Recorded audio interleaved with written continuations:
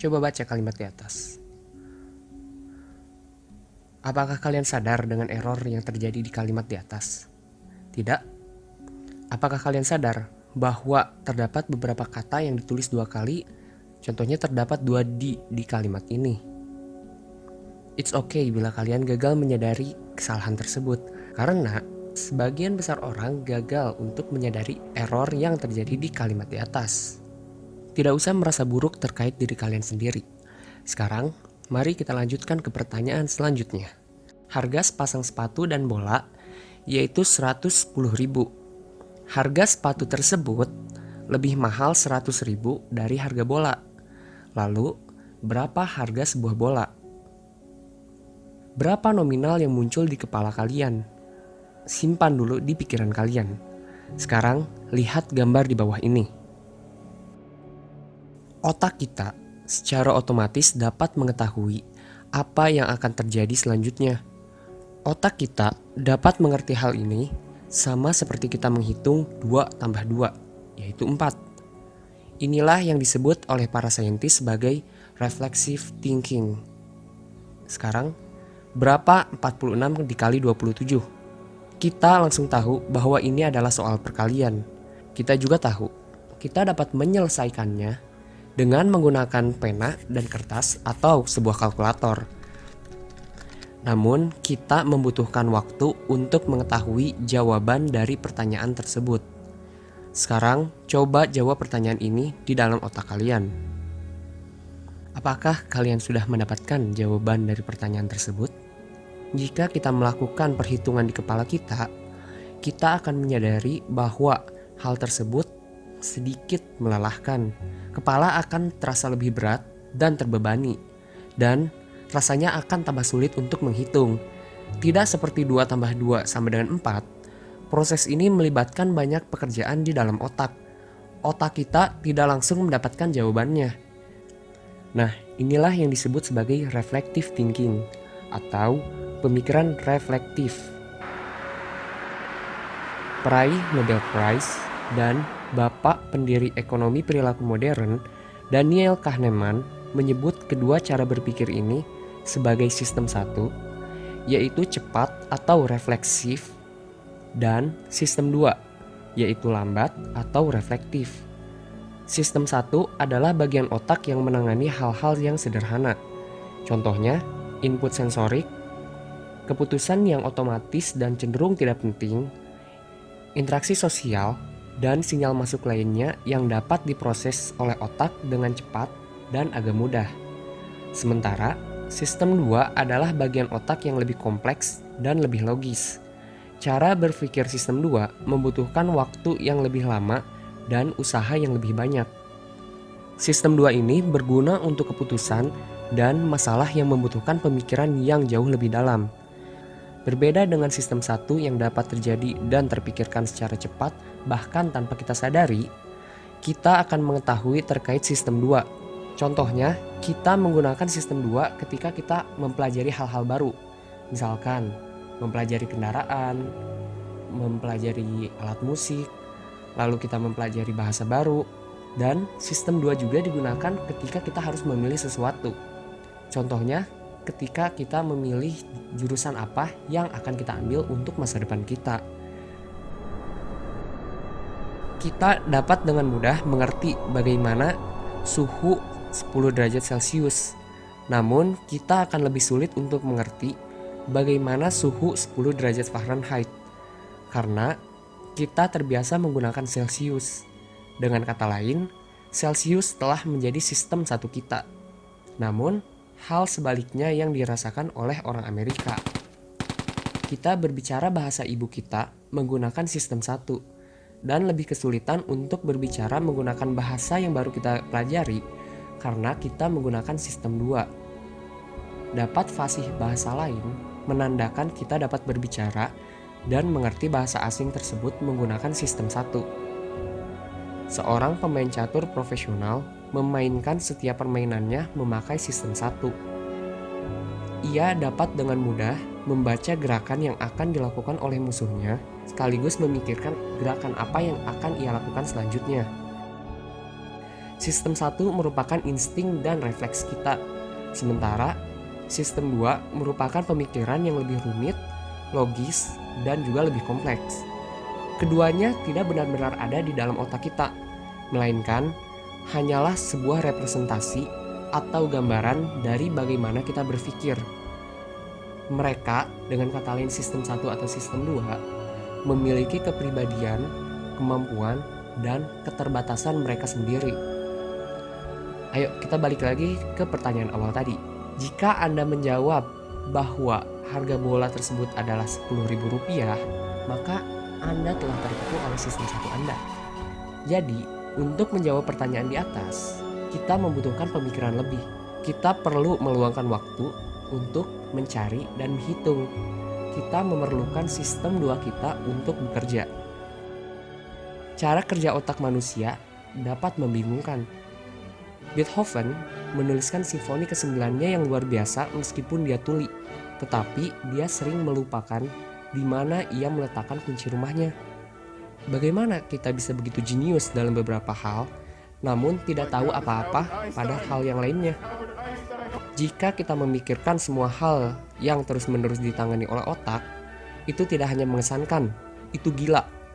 Kita dapat melakukannya karena cara berpikir yang kita sadari, yaitu sistem 2, selalu mengalihkan sebagian besar pekerjaan ke sistem 1. The fox knows many things, but the hedgehog knows one big thing. Beberapa dekade yang lalu, filsuf Isaiah Berlin menuliskan sebuah esai yang membandingkan gaya berpikir para pengarang besar selama berabad-abad. Untuk mengatur pengamatannya, dia menggambar secarik puisi Yunani berusia 2500 tahun yang dikaitkan dengan penyair Archilokos, yaitu rubah tahu banyak hal, tetapi landak tahu satu hal besar. Pikirkan sistem 1 seperti anak kecil. Sama seperti anak usia 5 tahun yang melihat segala sesuatu dalam kaitannya dengan sebab dan akibat, hanya itu saja. Dan memiliki keyakinan mutlak tentang hal-hal yang mereka ketahui. Bagian otak ini akan mempercayai sesuatu dengan sangat percaya atau tidak percaya sama sekali. Tidak ada pertengahannya. Ini diibaratkan seperti landak. Sekarang, pikirkan sistem 2 sebagai seorang manajer yang overwork. Terlalu banyak bekerja, tetapi sangat cerdas. Sementara sistem 1 adalah anak-anak magang yang dia pekerjakan untuk membantu mengerjakan hal-hal kecil, meskipun mereka mengacaukan beberapa di antaranya. Sistem 1 tidak memiliki waktu untuk memikirkan. Hal ini memiliki kemungkinan 30% untuk menjadi kenyataan. Itu sistem 2. Dan sistem 2 selalu mencari bukti bahwa ada sesuatu yang tidak benar atau tidak dapat dipercaya. Sistem 2 merupakan pemikiran yang teliti dan skeptis. Ini diibaratkan seperti rubah. Baik sistem 1 dan sistem 2 aktif saat kita terjaga. Sistem 1 sangat aktif dan berjalan secara otomatis, seperti anak kecil yang berlarian di sekitar rumah. Sementara sistem 2 biasanya dalam mode diam, sama seperti seorang ayah yang bermalas-malasan di atas sofa. Sistem 1 secara terus-menerus menghasilkan sugesti untuk sistem 2, yaitu impresi atau kesan, intuisi, niat, dan perasaan. Jika sistem 2 setuju akan sugesti dari sistem 1, kesan dan intuisi akan berubah menjadi keyakinan, lalu niat akan berubah menjadi tindakan. Ketika sistem 1 berhasil memberikan sugesti pada sistem 2, maka sistem 2 akan mengiyakan sugesti dari sistem 1 dengan sedikit atau tanpa perubahan. Kita umumnya mempercayai kesan yang kita rasakan dan bertindak berdasarkan keinginan kita. Pada umumnya, sistem 1 melakukan pekerjaan dengan baik. Namun, sistem 1 sama seperti seorang anak yang terlalu percaya diri yang bisa mendapatkan masalah. Dalam banyak kasus, ketika anak ini harus menyerahkan suatu perkara kepada ayahnya, ia langsung mengambil tindakannya sendiri dan akhirnya menciptakan sebuah kesalahan sistematis. Nah, kesalahan sistematis dari sistem 1 ini disebut sebagai bias kognitif. Bias inilah yang menyebabkan Anda menebak harga bola menjadi 10.000. Hal ini mungkin terdengar remeh-temeh, Tetapi, bias kognitif juga dapat menyebabkan kita membuat keputusan yang buruk dalam situasi-situasi yang berisiko tinggi. Contohnya, ketika kita melakukan kesepakatan bisnis atau ketika kita setuju untuk membeli suatu aset. Tentu saja hal ini dapat menyebabkan banyak rasa sakit dan masalah bagi kita maupun orang banyak. Beberapa contoh kognitif bias yang umumnya terjadi adalah anchoring effect, confirmation bias, survivorship bias, availability heuristic, dan lain-lain. Karena kita sudah tahu bahwa seluruh bias ini dapat menyebabkan malapetaka terhadap kita, bagaimana kita melawan sistem satu kita? Nyatanya, hal tersebut tidak semudah yang kita kira. Dalam banyak kasus, keputusan harus dibuat dengan cepat, seperti saat kita mengendarai mobil, berbicara dengan seseorang, atau ketika kita bermain sepak bola. Sistem 2 terlalu lambat untuk menganalisis situasi dan mengambil tindakan balasan. Oleh karena itu, kita seringkali harus bergantung pada sistem satu kita yang cepat, namun tidak begitu efisien. Akan berat sekali pekerjaan yang dilakukan sistem 2 kita bila kita selalu mengandalkan sistem 2 kita untuk melakukan dan mengerjakan hal-hal kecil.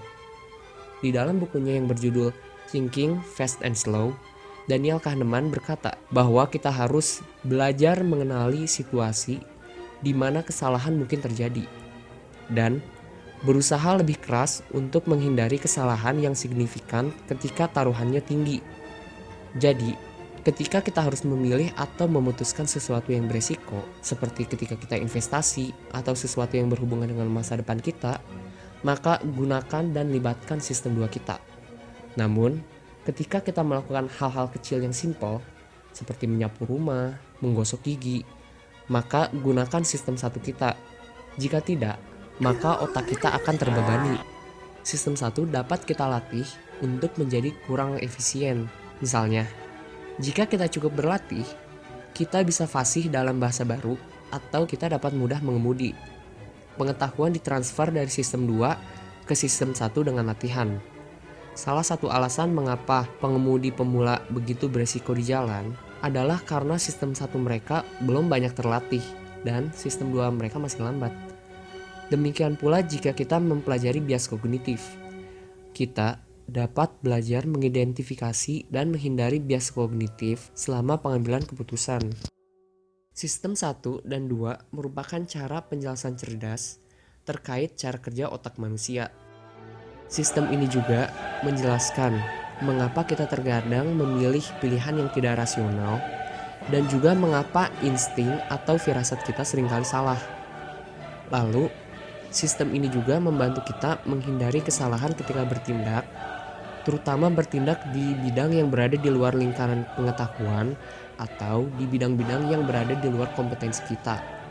Dan berbicara tentang cara berpikir, maka buku yang ditulis oleh Daniel Kahneman yaitu Thinking Fast and Slow sangat bermanfaat untuk dipelajari. Sekarang, setelah mengetahui terkait cara bekerja otak kita, apa jawaban sistem 1 dan sistem 2 kalian terkait pertanyaan sepatu dan bola di atas? Apakah jawabannya sama satu sama lain? Gua Harvin, dan terima kasih.